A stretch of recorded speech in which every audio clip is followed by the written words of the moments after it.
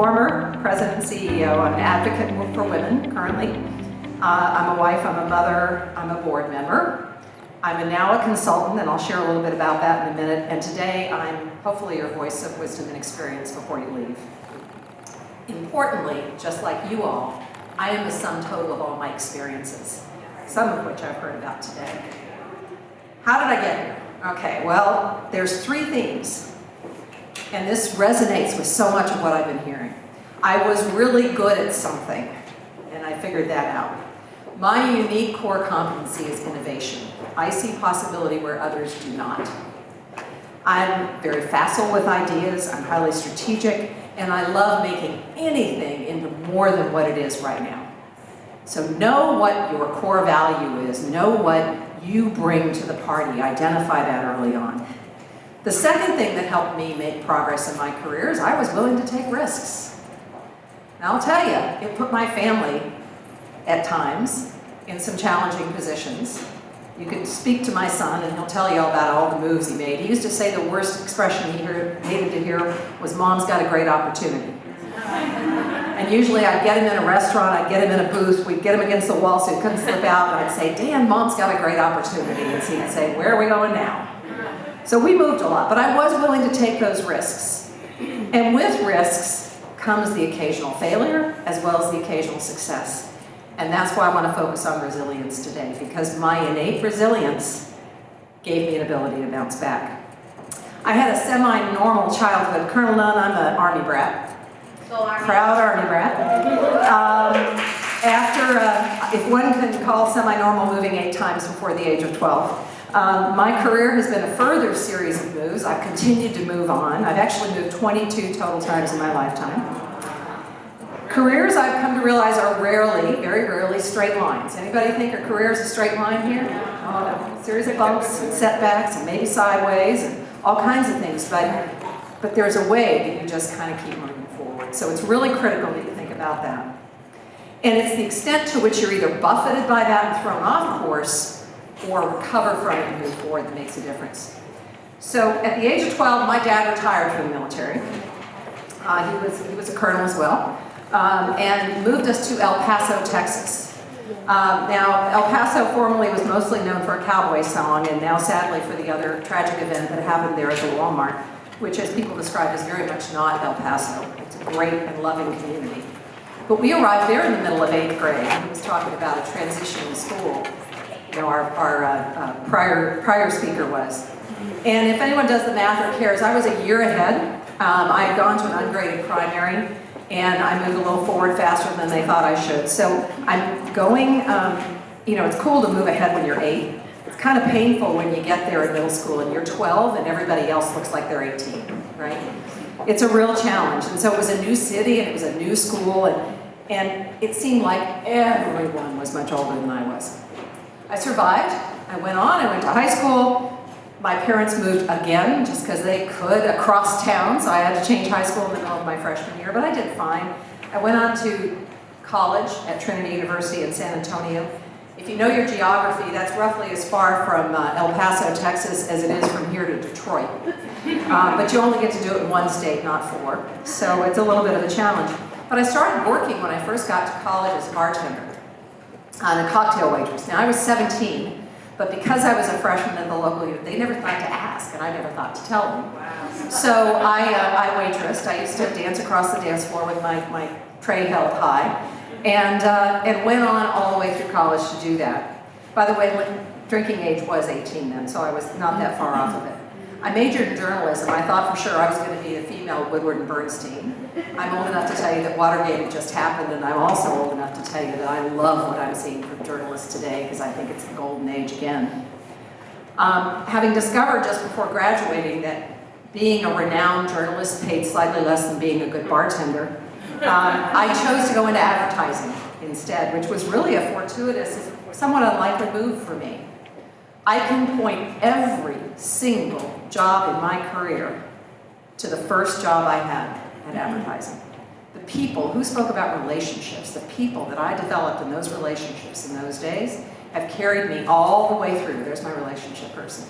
All the way through, and I'm talking 40 plus years. I am by far, I'm quite sure, the oldest person in this room. It opened every single door for me, including my last one. I moved from advertising to working in new products. I was a consultant for a while. Anybody here ever have Channel 1 news in their high schools? You remember? Okay, advertiser sponsored. It was super controversial. I was in charge of all the creative services for Channel 1. And then I moved specifically into restaurants, and that's where I found my love. I joined Kentucky Fried Chicken in Louisville, Kentucky. It was then led by the guy who had first hired me back out of college. So again, back to that first job. And I used to go back and forth to that job and see where I was from my role at KFC. Sorry, I got it. And I started it was then called PepsiCo Restaurants. It became Drycon Brands. First big risk in my life was I was given the opportunity to go to Canada. Well, my son was just going into first grade. And I got the chance to be the chief marketing officer for the 3 brands, the only country outside the US where they had KFC, Taco Bell, and Pizza Hut. But none of them were big enough to have their own team, so they had this combined team, and I took that risk. And we packed up and we went off to Canada. I convinced my husband to become a trailing spouse, which is a relationship test in its own self, because I had the work visa and he did not. But he followed, and we thrived. And we were there for 2 years. And from there, I moved back to Kentucky, so I could become the chief innovation officer at KFC before moving on to Miami, where I became the head of food and beverage at Burger King. We launched a coffee program there called BK Joe, and it was an idea to bring high caffeine coffee, very, very perfect for our target. Well, there was a little, slightly larger coffee company across the United States that got wind of that. And before I knew it, I was flying from Miami to Seattle to meet with Starbucks. Now, I will tell you that when you're going to move, try not to take the longest nonstop flight in the United States called a commute. It is truly. From Miami to Seattle, nothing's worse. Maine to San Diego, not the same thing. Miami to Seattle is a long damn way to go. But I got to be the head of global food and beverage for the company for a period of time. And I would catch that grueling red eye home every now and then to be there to support my husband and see my son through his 13th birthday and finishing 7th grade. Now, if you remember, Starbucks, this was 2008, okay? Let's hope it was the last Great Recession, but here's what happened at Starbucks. They've been doing great, building. Boy, they couldn't open them fast enough all over the world. We were headed to 40,000 Starbucks was the goal. They had really been growing the last couple of years by selling something called a Frappuccino in the afternoon, okay? That was what had been fueling their volume. Well, if you suddenly don't have as much money in your pocket, you still need caffeine to get up and get going in the morning. But you know what? You really don't need that Frappuccino in the afternoon. And for the first time, Starbucks started to kind of stutter step and stall, and they built too much, and a whole bunch of things happened. I had been there a grand total of 15 months. And I had gone through 3 reorganizations. I swear to God, I spent more time in rooms with little pieces of Post-it notes on walls, trying to think how we were going to move the boxes around and who wouldn't be on that wall anymore. 3 times in 15 months. Now, when you come home and tell your husband you didn't just get fired with a severance package, but you just quit, and you're the only breadwinner in the household, it makes for some challenging conversations. I had a very, very brief pity party for myself. I mean, we're talking 36 hours where I said, what in the hell did I just do? I cried for a while, but I was also relieved, and then I picked it up. And I landed my first consulting opportunity with a former client of mine, a former supplier of mine. I started putting one foot in front of the other, just like every one of you would do. And I kept us afloat. And I was just starting to see the possibilities of this consulting, much as you were saying about having been offered a job from when you were starting Puka. When I got a call from a friend of mine, and she asked me if I would consider going to work for her former boss. And I knew this friend deeply, and I knew she would be there, but her husband had been ill and they couldn't move. And she said he had just become CEO of Red Robin in Denver. So I took that lunch. I always say yes. I always take a lunch. I always go in with full intention. I was at the NRA anyway, the National Restaurant Association show, just so you're clear. Not the other one. And I always believe in referring others, and that's the other thing I guess I would ask you all to do. take the opportunity, and if it's not for you, give them 3 names of people it might be for. Women first, please. Refer other women. If we don't reach back and pull up, it's not going to happen. So anyway, I went to this lunch with this gentleman, and about 2.5 hours later, I called my husband and I said, I think I may go do this. And he said, why? It's not Seattle. You don't want to leave Seattle. And I said, well, that's what planes are for. It's easy. And he said, it's a smaller company. I mean, you said it yourself before you went out there. You don't want to work for a company that small. And I said, well, that's what growth is for. There's an opportunity to grow this. And he said, it's the same job you've been doing. And I said, there, you're right.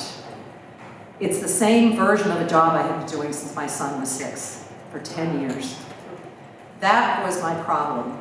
There was no personal growth in it that I could see until, in that lunch, I found myself saying, hey, I can wake up tomorrow and be your CMO. I will knock it out of the park. I'll build you a great team. If I move on, you'll have somebody to promote from within, which you don't have now. That's what I do. But you know what I really want? I want your job. Now, I gotta tell you, when it's your first interview, you spend a grand total of about 1 hour and 15 minutes with someone. He looks like Jesse Ventura, if you know who that is. He's like bald and a big guy and the whole thing. And literally, as I said it, it's like I came up out of my body and I looked down at myself and I'm like, what the hell did you just do? And you know, it was a risk. But after a long pause, seemed like about 1 hour, he looked at me and he said, you know, that's great, because I don't want to work all that much longer. I want to get this thing turned around, and I need someone to succeed me. Wow. And while I cannot guarantee it will be you, I can guarantee I will give you a fair shot at it. Wow. Thank you. So whatever the level, if it's in your heart, find a way to express it. Express that ambition, because that's how you enlist folks. So 5 years later, he retired, and I became the CEO. A few suggestions from my career stroll that I just took you through. Be really good at something and know what that is. And really clear about your strengths.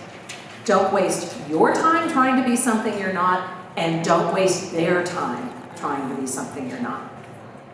Show up, bring your strengths, identify them, and know that only uniquely you can provide that experience and expression. And give voice to your ambition. If you don't feel comfortable saying, I want your job, which is about as direct as it comes, say, you know what I dream of having happen? You know what I'd love to be? Express it as a wish or a dream or an ambition. Put it off a little bit, but don't give up on it. Give voice to it, because when you do that, not in an entitled sort of way, don't stamp your foot and say, you know, I want this right now. What you're saying is, I want this for myself. I believe I can achieve it. And before you know it, you surround yourself with people who are champions for you doing it and succeeding. And you'll find a whole lot of them. You'll find advocates that'll pull you along, that'll put their hand on your back and help and keep pushing you forward. Which brings me to the topic of resilience, I promised that, and how I came to understand its power. This is a very personal story because it's not really truly through my own experience, but it was from gaining respect for my mom's story. So I'd like to share this story today, and then kind of come back and talk about how you can develop resilience in your own life. So, this is my mom. At the age of 17, Kristina Maria Sokołowska is sunning herself on the shores of the Baltic. It's the summer of 1938. She and her sister, 2 daughters of a father who so wanted a boy but didn't get one, a man who had served as a senator in the Polish government and prided himself on his really important deep roots in this country.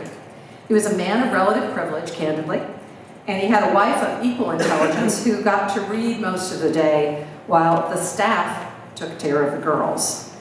There was no son, but my grandfather chose to educate his girls. My mother and her younger sister within 1 year would have their lives turned completely upside down. The Nazis invaded Poland on September 1st, 1939. My mom was 18. My mom's beloved father was taken in a raid and killed off on a prison work crew at Auschwitz. The reason he was picked up in that raid is because he spoke multiple languages and generously stopped to help translate for some young men who lived in another apartment. They took everyone. My mom supported her entire family for a time by working as a waitress, because when inflation takes off in a country like that, and you have a set gratuity, you are one of the lucky ones because you ride it up. And so my mom was able to support her entire family. My mother married her Polish sweetheart. He was a bit of a raconteur, an older man, interesting character. Found herself pregnant at 19, and she gave birth to a son in a farmhouse away from the city with only her mother and her former governess in attendance. She ultimately left her son with them out in this rural area and returned to Warsaw, where she became a member of the Polish underground. This is my mom.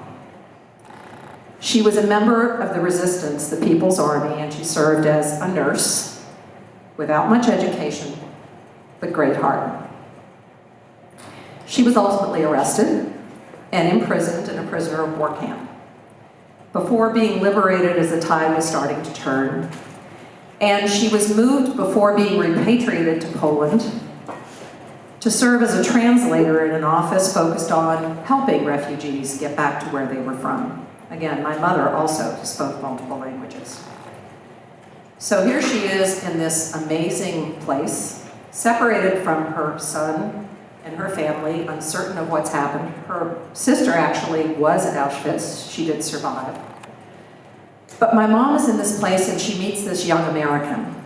He's an Army enlistee, as many were at the time. Their first date was actually on the 4th of July. How better does that get? He took her to a picnic. They had a brief romance, from what I've been able to glean, about 3 weeks, before they returned to their respective lives, my father moving on first, and my mother then ultimately back to Warsaw, and to their respective spouses. My mother came back to the utter destruction of Warsaw. When I see pictures today of the Syrian refugees, and I've seen pictures of Warsaw, I can absolutely relate, because it wasn't just bombed, it was detonated by the Nazis as they left. She went back to that, and my dad went back to the land of milk and honey, Inglewood, California. The days of orange groves and beautiful southern, before fully developed LA. Having discovered that his high school bride was not exactly what he thought before he went off, they divorced, and my father, showing kind of remarkable persistence actually for him. He's not really blessed with a lot of that, but he showed it for this. He must have been really in love with my mom. He tracked her down through the Red Cross. And as it happened, she had chosen also to part with her husband. And this woman picked up, took her son, who at this point was about 8 years old, and came across to America. This is her back on another beach. It's a much chillier one, but it's in Northern California. She became the consummate officer's wife, and they became a family. That's my half-brother, Mark, there. She had my sister, and then my brother, and only my mother could look this good, I'm telling you. After what was a breech birth, which really kills me, but anyway, only there. And then she had me, and I'm a little bit crazier than the rest of them. And along the way, she never really had what I would describe as a career, but she did a lot of things. She had innate intelligence, and she was able to put it to work. She was a tax preparer for H&R Block. She used to count out loud in Polish, and in El Paso, I'm sure that really threw some people for a loop, but she was very accurate. So it's the story told, right? Amazing. You know, there's resilience. Not only did she survive all that, but she came. Well, hardly, because she was more than just a survivor of that. After 31 years of marriage, just about the time this picture was taken of the two of us, I had just graduated from college. My father left her for another woman. Wow. He expected her to pack up and go back to Poland. Well, wrong. She had a brief pity party. Then she got an attorney. She got her half, and the house. And then she went on to get not one, but 2 college degrees at the age of 65. I will tell you, there is nothing better than throwing a graduation party for your mom. She learned to drive, though arguably I'm not sure she ever really got it down. And she fell in love again with a man she would stay with through Alzheimer's until he passed of lung cancer when she was 89. She became a grandmother to 4, and she saw them all grow into, there's my son, young adults. Here he is again. Yeah, that's him now, much furrier. And she was at her 95th birthday party, and gorgeous, and vain as all get out. She knew her beauty. And before she passed away very peacefully 3 months later. Now that, folks, defines resilience. You gotta give it up, right?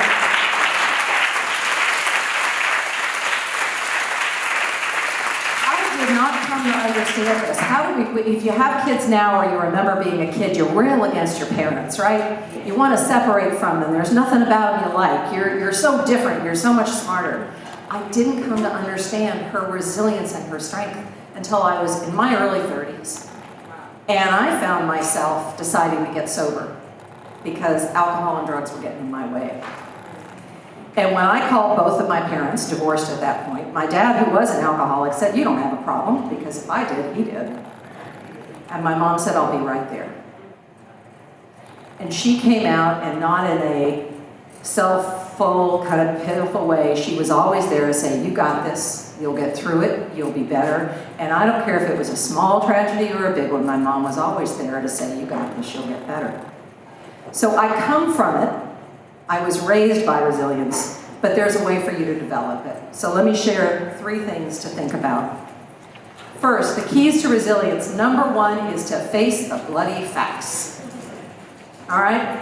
We all have our emotions. We all have our own story. We all have our own version of what's happening. I was fired, rather publicly, from a job last April by my board. First thing I could have said was, boy, they set me up for that. It was all their fault. They just didn't know how dumb they, all kinds of things I could have said. You know what? We had lost critical value. We were a publicly traded company, and the board needed to move on. I understood that. The facts were clear, and I knew exactly what I'd done in that process. So whatever your own facts are, get them and write them down. Let yourself feel some of those emotions, but then set those aside and say, what are the facts of where I am right now? Many of the entrepreneurs spoke about that. Face the facts, right? I will deal with this, I will get through it. The second thing, very much what was spoken about also earlier, is stay strong. And staying strong means what it means for you. It means personal health. It means surrounding yourself with people who lift you up, not tear you down. It means gathering your family. It means staying, literally just focusing on that, because you cannot move forward if you are torn apart. And things will hit you, and if you have not taken care of yourself, the self-care that was described before, if you don't know your own value and your worth, get it now, because you'll be ready for it when you get buffeted. Stay strong, know what your strength is. And the last, and this is the most critical, and I ask that you each look at yourselves, is to adopt a growth mindset. If any of you all ever seen or read any of Carol Dweck's work, I encourage you to. Go on YouTube. She's done a number of TED Talks. She is a professor at Stanford, and she is the resident expert in growth mindset. And growth mindset is as important for businesses as it is for individuals, okay? Now listen to these contrasts, and you might or might not hear yourself in it. The opposite of having a growth mindset is to have a fixed mindset. If you have a fixed mindset, your tendency to say, I can't do something. I can't do that. If you have a growth mindset, you say, I haven't learned how to do that yet. I haven't mastered that yet. Not, I can't. Doesn't mean you don't choose, you might not choose to do something, but sure as hell don't tell yourself you can't. If you have a fixed mindset, you're more likely to say, you want to look smart. I'm getting political, but I can't resist, I'm old enough. It's a little bit like what we got running the country right now. He wants to look smart, right? He doesn't necessarily want to get smart, he just wants to look smart. Don't tell me what's going on, just let me look like I know what I'm doing. Well, that's imposter syndrome there, but you know what? Don't just try to look smart, get smart. Figure out how to get smart. If you have a fixed mindset and somebody else gets a job that you wanted, you lead with resentment. Why the hell didn't I get that? I was equally. Instead of saying, okay, that person got that, what do I need to do to be considered next? And having that direct conversation. How do I need to grow, learn, or change? What needs to happen? You're going to avoid challenges if you've got a fixed mindset. You're going to say, I'm not even going to try that, as opposed to embracing them, which goes back to taking risk. And you're going to find yourself more often than not feeling defeated rather than feeling capable. I will tell you that resilience is the absolute key to everything we face personally, professionally. A bad quarter, a bad diagnosis, a divorce, bad grades, addiction in my case, any of those things can be dealt with if you will focus on doing these three things. You can bounce back if you face the facts, stay strong, and you adopt a growth mindset that allows you to learn from that experience and move on. You can always move on. You can achieve more than you think right now you could ever achieve, than you ever dreamed of. And I will tell you, you can truly lead a life full of joy if in fact you will embrace resilience. So you'll find yourself, like I am today, speaking to a room full of amazing women and a few gentlemen who are also amazing, I'm sure. And confident that I'm going to hear amazing stories over the time of every one of the individuals in this room, because I know you're capable of doing so much. So thank you.